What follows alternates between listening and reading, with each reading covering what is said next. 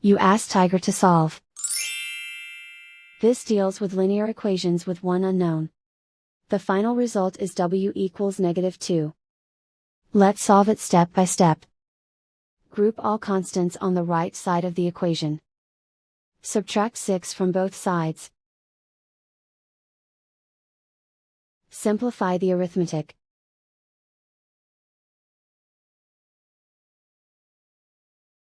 Isolate the w. Divide both sides by 3. Simplify the fraction. Find the greatest common factor of the numerator and denominator. Factor out and cancel the greatest common factor. And so the final result is w equals -2.